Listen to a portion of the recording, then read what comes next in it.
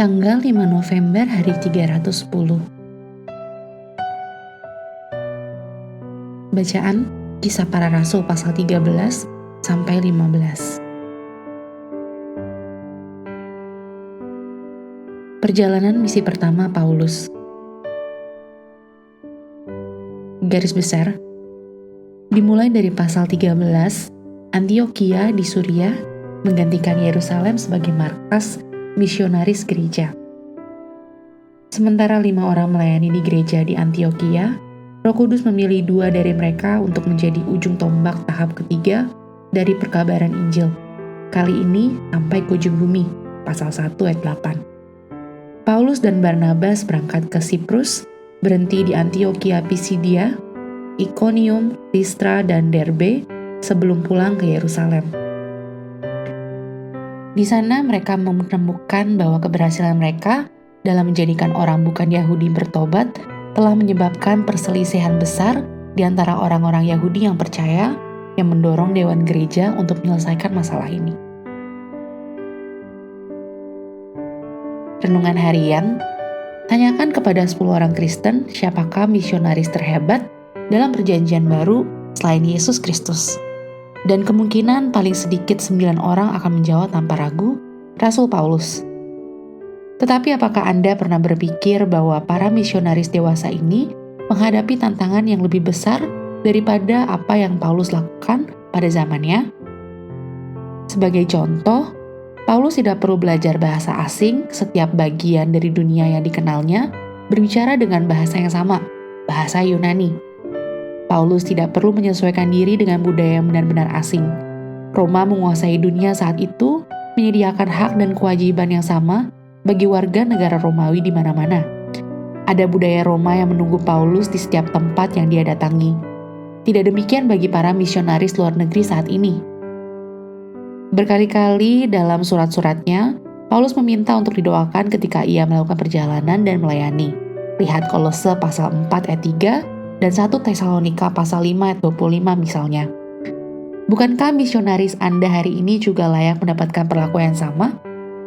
Temukan foto keluarga misionaris yang Anda atau gereja Anda dukung dan letakkan di tempat yang menonjol di rumah atau tempat kerja. Kemudian jadikanlah Filipi pasal 1 ayat 3-4 sebagai acuan Anda untuk secara disiplin mendoakan nama mereka setiap hari.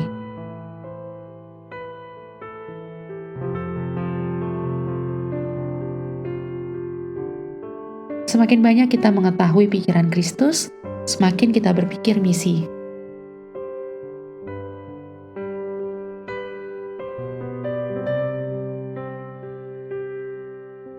Pendalaman. Perhatiin jauh perjalanan Paulus, Kisah Para Rasul pasal 13 ayat 4-5. Perjalanan pertama, lama 2 tahun, wilayah Galatia, personil Paulus dan Barnabas. Perjalanan kedua, lama selama 3 tahun, wilayah Makedonia atau Akaya, personil Paulus dan Silas. Perjalanan yang ketiga, lama 4 tahun, wilayah Asia Kecil, personil Paulus dan lainnya.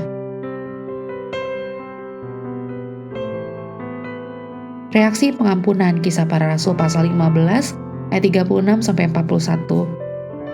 Hal yang membawa Barnabas dan Paulus bersama adalah hal yang pada akhirnya membuat mereka terpisah.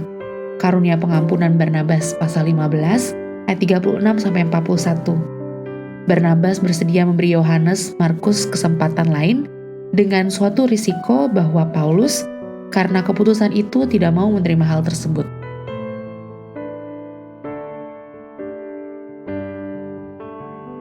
Amin. Tuhan Yesus memberkati.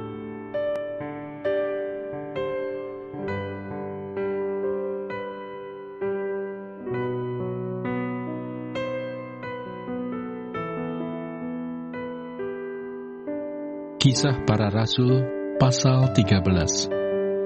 Barnabas dan Saulus diutus.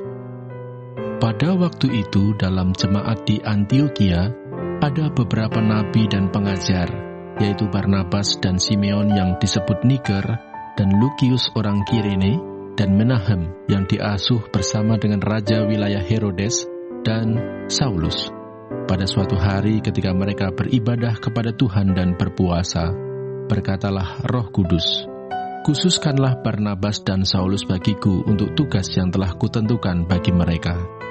Maka berpuasa dan berdoalah mereka, dan setelah meletakkan tangan ke atas kedua orang itu, mereka membiarkan keduanya pergi.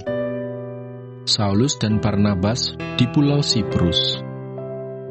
Oleh karena disuruh Roh Kudus, Barnabas dan Saulus berangkat ke Seleukia, dan dari situ mereka berlayar ke Siprus. Setiba di Salamis, mereka memberitakan firman Allah di dalam rumah-rumah ibadat orang Yahudi, dan Yohanes menyertai mereka sebagai pembantu mereka. Mereka mengelilingi seluruh pulau itu sampai ke Pafos. Di situ mereka bertemu dengan seorang Yahudi bernama Bar-Yesus. Ia seorang tukang sihir dan nabi palsu. Ia adalah kawan gubernur pulau itu, Sergius Paulus, yang adalah orang cerdas. Gubernur itu memanggil Barnabas dan Saulus karena ia ingin mendengar firman Allah.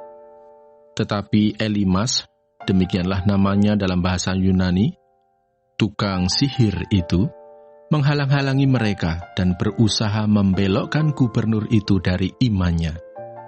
Tetapi Saulus, juga disebut Paulus, yang penuh dengan Roh Kudus, menatap dia dan berkata, "Hai anak iblis, engkau penuh dengan rupa-rupa tipu muslihat dan kejahatan. Engkau musuh segala kebenaran. Tidakkah engkau akan berhenti membelokkan jalan Tuhan yang lurus itu? Sekarang, lihatlah, tangan Tuhan datang menimpa engkau, dan engkau menjadi buta. Beberapa hari lamanya engkau tidak dapat melihat matahari." Dan seketika itu juga orang itu merasa diliputi kabut dan gelap, dan sambil meraba-raba, ia harus mencari orang untuk menuntun dia. Melihat apa yang telah terjadi itu, percayalah gubernur itu, ia takjub oleh ajaran Tuhan. Ke Antiokia di Pisidia. Lalu Paulus dan kawan-kawannya meninggalkan Pafos dan berlayar ke Perga di Pamfilia. Tetapi Yohanes meninggalkan mereka, lalu kembali ke Yerusalem. Dari Perga mereka melanjutkan perjalanan mereka, lalu tiba di Antiokia di Pisidia. Pada hari Sabat mereka pergi ke rumah ibadat, lalu duduk di situ. Setelah selesai pembacaan dari hukum Taurat dan kitab nabi-nabi, pejabat-pejabat rumah ibadat menyuruh bertanya kepada mereka, "Saudara-saudara, jikalau saudara-saudara ada pesan untuk membangun dan menghibur umat ini, silakanlah." Maka bangkitlah Paulus. Ia memberi isyarat dengan tangannya lalu berkata, "Hai orang-orang Israel dan kamu yang takut akan Allah, dengarkanlah. Allah umat Israel ini telah memilih nenek moyang kita dan membuat umat itu menjadi besar ketika mereka tinggal di Mesir sebagai orang asing. Dengan tangannya yang luhur, ia telah memimpin mereka keluar dari negeri itu. 40 tahun lamanya ia sabar terhadap tingkah laku mereka di padang gurun. Dan setelah membinasakan 7 bangsa di tanah Kanaan, ia membagi-bagikan tanah itu kepada mereka untuk menjadi warisan mereka selama kira-kira 450 tahun. Sesudah itu ia memberikan mereka hakim-hakim sampai pada zaman Nabi Samuel. Kemudian mereka meminta seorang raja, dan Allah memberikan kepada mereka Saul bin Kis dari suku Benyamin 40 tahun lamanya. Setelah Saul disingkirkan, Allah mengangkat Daud menjadi raja mereka.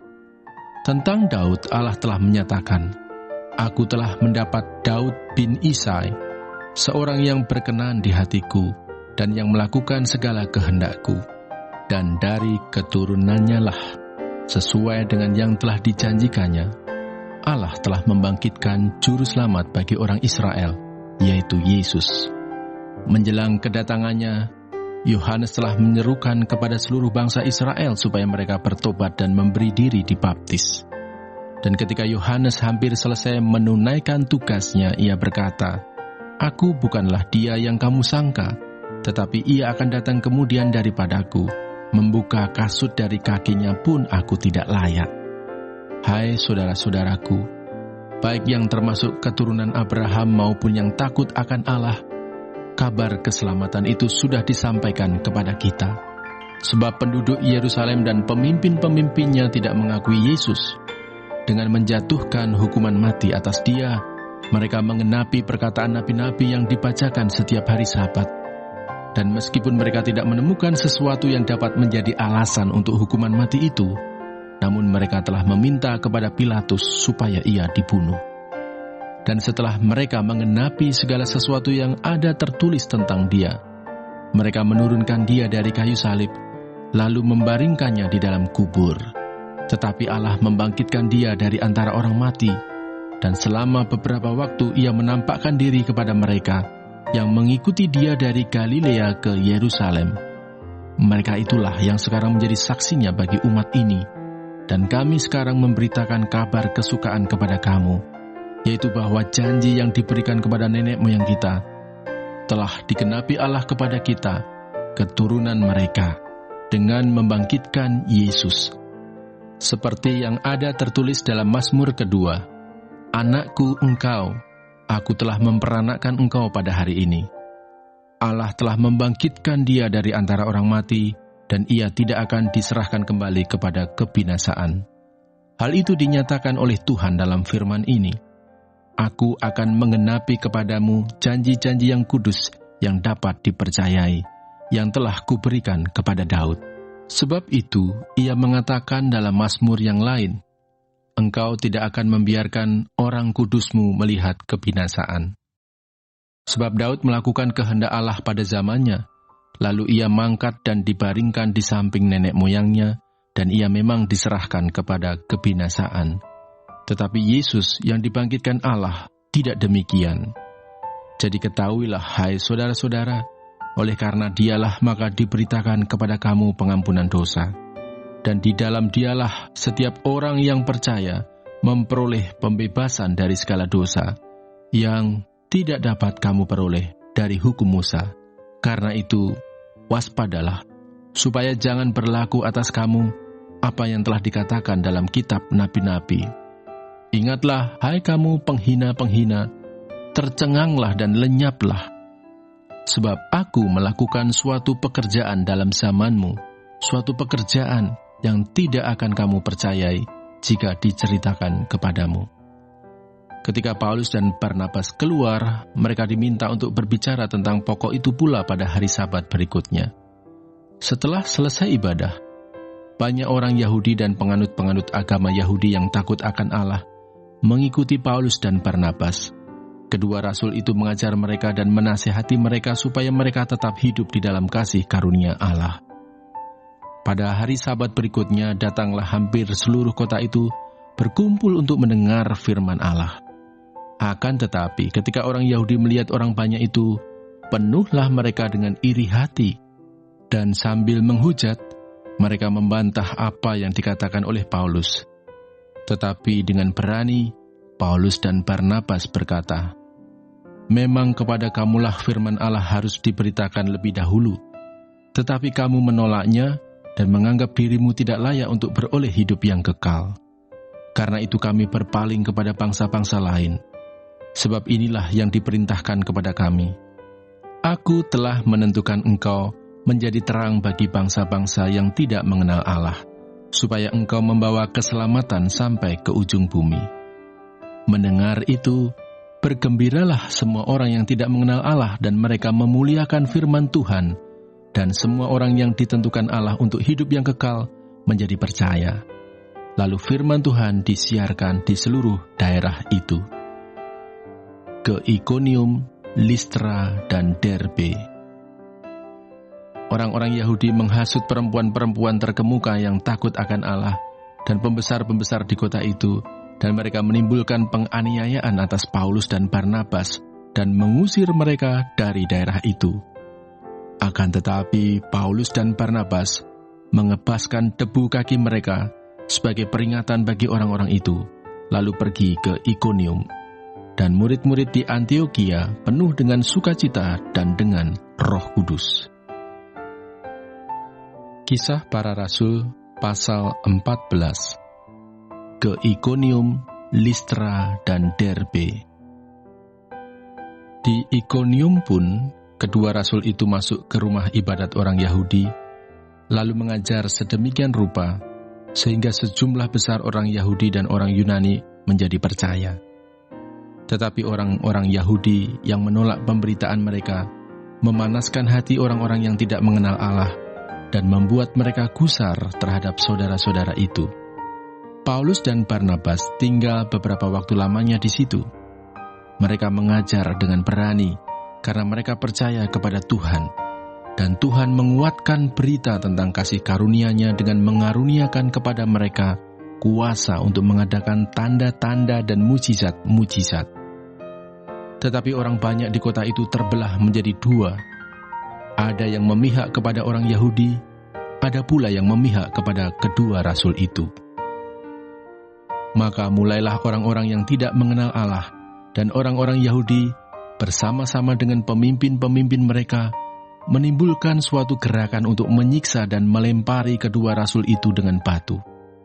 Setelah rasul-rasul itu mengetahuinya, menyingkirlah mereka ke kota-kota di Likaonia, yaitu Listra dan Derbe, dan daerah sekitarnya. Disitulah mereka memberitakan Injil. Di Listra ada seorang yang duduk saja karena lemah kakinya dan lumpuh sejak ia dilahirkan dan belum pernah dapat berjalan. Ia duduk mendengarkan ketika Paulus berbicara, dan Paulus menatap dia dan melihat bahwa ia beriman dan dapat disembuhkan. Lalu kata Paulus dengan suara nyaring, "Berdirilah tegak di atas kakimu." Dan orang itu melonjak berdiri, lalu berjalan kian kemari. Ketika orang banyak melihat apa yang telah diperbuat Paulus, mereka itu berseru dalam bahasa Likaonia, "Dewa-dewa telah turun ke tengah-tengah kita dalam rupa manusia." Barnabas mereka sebut Zeus, dan Paulus mereka sebut Hermes, karena ia yang berbicara. Maka datanglah imam dewa Zeus, yang kuilnya terletak di luar kota, membawa lembu-lembu jantan dan karangan-karangan bunga ke pintu gerbang kota untuk mempersembahkan korban bersama-sama dengan orang banyak kepada rasul-rasul itu.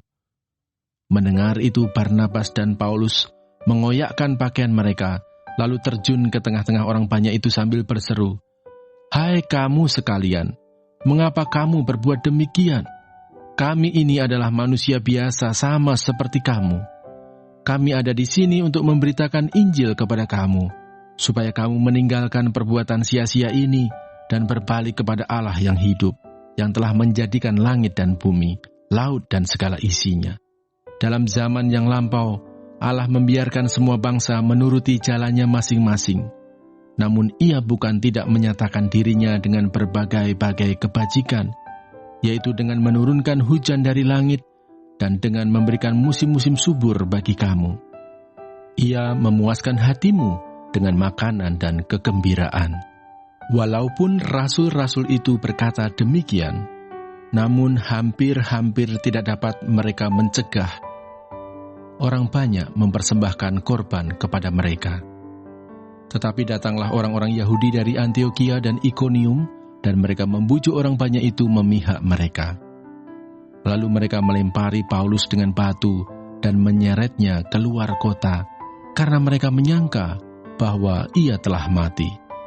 Akan tetapi, ketika murid-murid itu berdiri mengelilingi dia, bangkitlah ia, lalu masuk ke dalam kota. Keesokan harinya, berangkatlah ia bersama-sama dengan Barnabas ke Derbe. Kembali ke Antiokhia. Paulus dan Barnabas memberitakan Injil ke kota itu dan memperoleh banyak murid. Lalu kembalilah mereka ke Listra, Ikonium, dan Antiokhia. Di tempat itu mereka menguatkan hati murid-murid itu dan menasihati mereka supaya mereka bertekun di dalam iman dan mengatakan bahwa untuk masuk ke dalam kerajaan Allah, kita harus mengalami banyak sengsara. Di tiap-tiap jemaat, rasul-rasul itu menetapkan penatua-penatua bagi jemaat itu, dan setelah berdoa dan berpuasa, mereka menyerahkan penatua-penatua itu kepada Tuhan, yang adalah sumber kepercayaan mereka. Mereka menjelajah seluruh Pisidia dan tiba di Pamfilia. Di situ mereka memberitakan firman di Perga, lalu pergi ke Atalia di pantai. Dari situ, berlayarlah mereka ke Antiokhia. Di tempat itulah, mereka dahulu diserahkan kepada kasih karunia Allah untuk memulai pekerjaan yang telah mereka selesaikan. Setibanya di situ mereka memanggil jemaat berkumpul. Lalu mereka menceritakan segala sesuatu yang Allah lakukan dengan perantaraan mereka, dan bahwa Ia telah membuka pintu bagi bangsa-bangsa lain kepada iman. Di situ mereka lama tinggal bersama-sama dengan murid-murid itu. Kisah Para Rasul, pasal 15. Sidang di Yerusalem. Beberapa orang datang dari Yudea ke Antiokhia dan mengajarkan kepada saudara-saudara di situ, jikalau kamu tidak disunat menurut adat istiadat yang diwariskan oleh Musa, kamu tidak dapat diselamatkan. Tetapi Paulus dan Barnabas dengan keras melawan dan membantah pendapat mereka itu. Akhirnya ditetapkan supaya Paulus dan Barnabas serta beberapa orang lain dari jemaat itu pergi kepada rasul-rasul dan penatua-penatua di Yerusalem untuk membicarakan soal itu. Mereka diantarkan oleh jemaat sampai keluar kota, lalu mereka berjalan melalui Fenisia dan Samaria, dan di tempat-tempat itu mereka menceritakan tentang pertobatan orang-orang yang tidak mengenal Allah. Hal itu sangat menggembirakan hati saudara-saudara di situ. Setibanya di Yerusalem, mereka disambut oleh jemaat dan oleh rasul-rasul dan penatua-penatua, lalu mereka menceritakan segala sesuatu yang Allah lakukan dengan perantaraan mereka. Tetapi beberapa orang dari golongan Farisi yang telah menjadi percaya datang dan berkata, orang-orang bukan Yahudi harus disunat dan diwajibkan untuk menuruti hukum Musa. Maka bersidanglah rasul-rasul dan penatua-penatua untuk membicarakan soal itu. Sesudah beberapa waktu lamanya berlangsung pertukaran pikiran mengenai soal itu, berdirilah Petrus dan berkata kepada mereka, "Hai saudara-saudara, kamu tahu bahwa telah sejak semula Allah memilih aku dari antara kamu, supaya dengan perantaraan mulutku, bangsa-bangsa lain mendengar berita Injil dan menjadi percaya. Dan Allah yang mengenal hati manusia telah menyatakan kehendaknya untuk menerima mereka, sebab Ia mengaruniakan Roh Kudus juga kepada mereka sama seperti kepada kita. Dan Ia sama sekali tidak mengadakan perbedaan antara kita dengan mereka, sesudah Ia menyucikan hati mereka oleh iman. Kalau demikian, mengapa kamu mau mencobai Allah dengan meletakkan pada tengkuk murid-murid itu suatu kuk yang tidak dapat dipikul, baik oleh nenek moyang kita maupun oleh kita sendiri? Sebaliknya, kita percaya bahwa oleh kasih karunia Tuhan Yesus Kristus, kita akan beroleh keselamatan sama seperti mereka juga. Maka diamlah seluruh umat itu. Lalu mereka mendengarkan Paulus dan Barnabas menceritakan segala tanda dan mukjizat yang dilakukan Allah dengan perantaraan mereka di tengah-tengah bangsa-bangsa lain. Setelah Paulus dan Barnabas selesai berbicara, berkatalah Yakobus, "Hai saudara-saudara, dengarkanlah aku. Simon telah menceritakan bahwa sejak semula Allah menunjukkan rahmat-Nya kepada bangsa-bangsa lain, yaitu dengan memilih suatu umat dari antara mereka bagi namanya.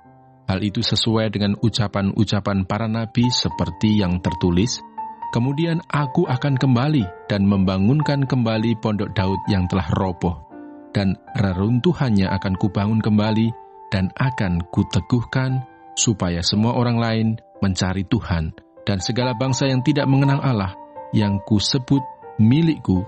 Demikianlah firman Tuhan yang melakukan semuanya ini, yang telah diketahui dari sejak semula. Sebab itu aku berpendapat bahwa kita tidak boleh menimbulkan kesulitan bagi mereka dari bangsa-bangsa lain yang berbalik kepada Allah. Tetapi kita harus menulis surat kepada mereka, supaya mereka menjauhkan diri dari makanan yang telah dicemarkan berhala-berhala, dari percabulan, dari daging binatang yang mati dicekik, dan dari darah. Sebab sejak zaman dulu hukum Musa diberitakan di tiap-tiap kota, dan sampai sekarang hukum itu dibacakan tiap-tiap hari Sabat di rumah-rumah ibadat. Jawab kepada Antiokhia. Maka rasul-rasul dan penatua-penatua beserta seluruh jemaat itu mengambil keputusan untuk memilih dari antara mereka beberapa orang yang akan diutus ke Antiokhia bersama-sama dengan Paulus dan Barnabas, yaitu Yudas yang disebut Barsabas dan Silas. Keduanya adalah orang terpandang di antara saudara-saudara itu.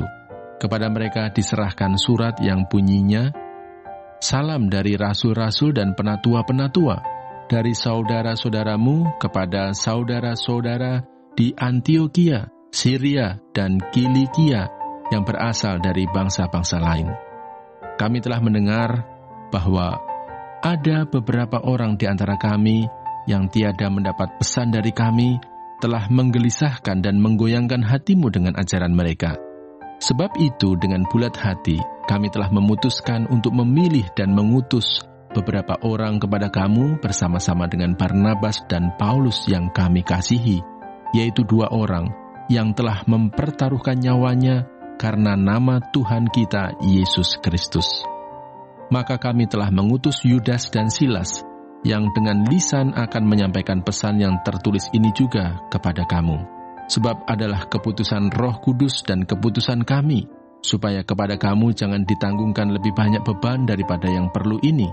Kamu harus menjauhkan diri dari makanan yang dipersembahkan kepada berhala, dari darah, dari daging binatang yang mati dicekik, dan dari percabulan. Jikalau kamu memelihara diri dari hal-hal ini, kamu berbuat baik.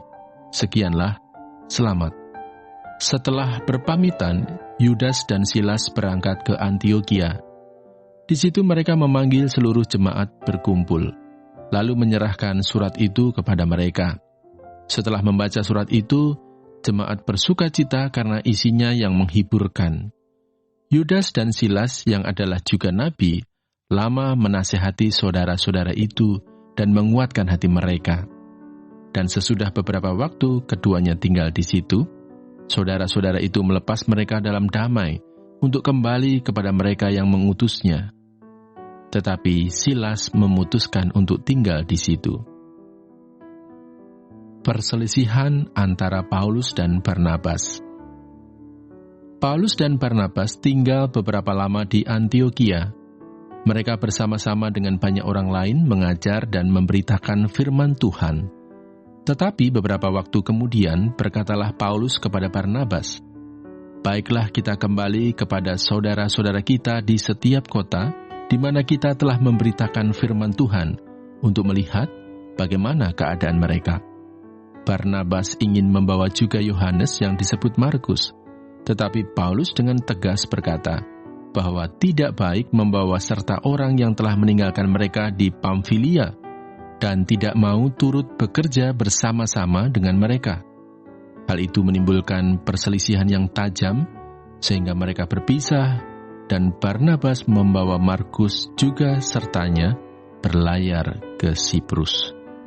Tetapi Paulus memilih Silas, dan sesudah diserahkan oleh saudara-saudara itu kepada kasih karunia Tuhan, berangkatlah ia mengelilingi Syria dan Kilikia, sambil meneguhkan jemaat-jemaat di situ.